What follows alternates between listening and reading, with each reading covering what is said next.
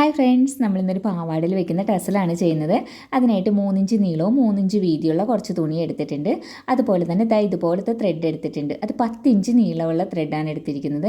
ഇനി തുണി ഇതുപോലെ കോണോട് കോൺ മടക്കി വെച്ച് അതിൻ്റെ ഉള്ളിലേക്ക് ത്രെഡ് കയറ്റിയിട്ട് നമുക്ക് ഈ സൈഡ് കൊണ്ടിട്ട് അറ്റം ചേർത്ത് അടിച്ചു കൊടുക്കാം. അതുപോലെ ഈ എഡ്ജിലേക്ക് വരുമ്പോഴത്തേക്ക് അവിടെ ഒന്ന് മടക്കി വെച്ചിട്ട് കൂടി അടിച്ചെടുക്കാം. ഇനി നമുക്ക് ബാക്കിയുള്ള തുണികളൊന്ന് കട്ട് ചെയ്ത് മാറ്റിയ ശേഷം ഇതിങ്ങനെ മറിച്ചെടുക്കണം. കണ്ടോ? ഇനി ഇതിൻ്റെ മുകളിലേക്ക് വേറൊരു തുണി കോണോട് കോൺ മടക്കി ഒരല്പം ഉള്ളിലേക്ക് ഒരു ഇഞ്ച് ഉള്ളിൽ നീക്കി വെച്ച് അവിടെയും അടുത്ത തുണി നമുക്ക് തയ്ച്ചു കൊടുക്കാം. ഇതും നേരത്തെ ചെയ്തതുപോലെ തന്നെ മറിച്ചിട്ട് കൊടുക്കണം. ഈ സൈഡ് നമ്മൾ 2 എണ്ണമാണ് ചെയ്തെടുത്തത്. ഇനി ഇതിൻ്റെ അപ്പുറം സൈഡ് അവിടെയും നമുക്ക് നേരത്തെ ചെയ്തതുപോലെ തന്നെ 2 എണ്ണം ചെയ്തെടുക്കണം.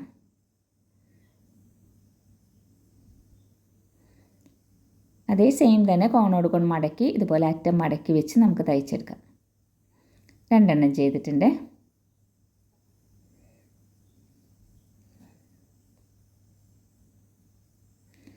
ഇതായതിപ്പോൾ നമ്മൾ 2 എണ്ണം അറ്റത്ത് ചെയ്ത് വെച്ചിട്ടുണ്ട് കേട്ടോ.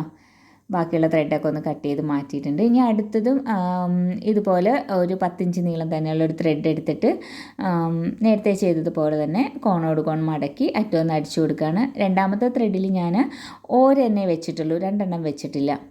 2 അറ്റത്തും ഓരോന്ന് വെച്ച് കൊടുത്തു.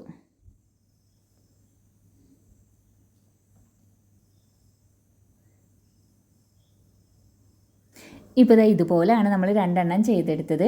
ഇനി ഇതിൻ്റെ നടുക്ക് കണ്ടോ, 2ൻ്റെ നടുക്ക് ഭാഗം കൊണ്ട് നമ്മൾ വേറൊരു ത്രെഡ് ഇട്ട് ഒന്ന് കെട്ടിയെടുക്കുകയാണ്. ഇപ്പോൾ ഈ കെട്ടുന്ന ത്രെഡ് വലിയ ത്രെഡാണ് കേട്ടോ, പാവാടയുടെ ഉള്ളിലിടുന്ന ത്രെഡാണത്. എന്നിട്ട് ഈ അറ്റം ഒന്ന് കട്ട് ചെയ്തെടുത്തിട്ട് കണ്ടോ, ഇങ്ങനെയാണ് നമുക്ക് കിട്ടുക. ഇനി ഈ ഒരു ഭാഗം കൊണ്ട് നമ്മൾ വേറൊരു തുണി വെച്ചിട്ട് ഒരെണ്ണം കൂടി ചെയ്യുന്നുണ്ട്. അതൊരു 4 ഇഞ്ച് നീളവും 4 ഇഞ്ച് വീതിയുള്ള നേരത്തെ ചെയ്തതിനേക്കാളും അല്പം കൂടി വലിയ തുണിയാണ്. ആ തുണിയെടുത്ത് നേരത്തെ ചെയ്ത പോലെ തന്നെ ഇങ്ങനെ കോണോട് കോൺ മടക്കി ഇതിൻ്റെ ഉള്ളിലേക്ക് വെച്ചിട്ട് നമുക്കിവിടെ തയ്ച്ചു കൊടുക്കാനായിട്ടുള്ളതാണ്. അപ്പോൾ ഈ 2 ത്രെഡ് ഇങ്ങനെ ഉള്ളിലേക്ക് നിൽക്കണം. എന്നിട്ട് ആ അറ്റം ചേർത്തൊന്ന് അടിച്ചു കൊടുക്കാം. എന്നിട്ട് ഒരൽപ്പം ഇപ്പുറത്തേക്ക് നീക്കി കണ്ടോ, കുറച്ചുകൂടി ഇപ്പുറത്തേക്ക് നീക്കി അവിടെ ഫുൾ തയ്ച്ചു കൊടുക്കാം. നേരത്തെ ചെയ്ത പോലെ തന്നെ അറ്റം ഇവിടെ മടക്കിയും കൊടുത്തിട്ടുണ്ട്.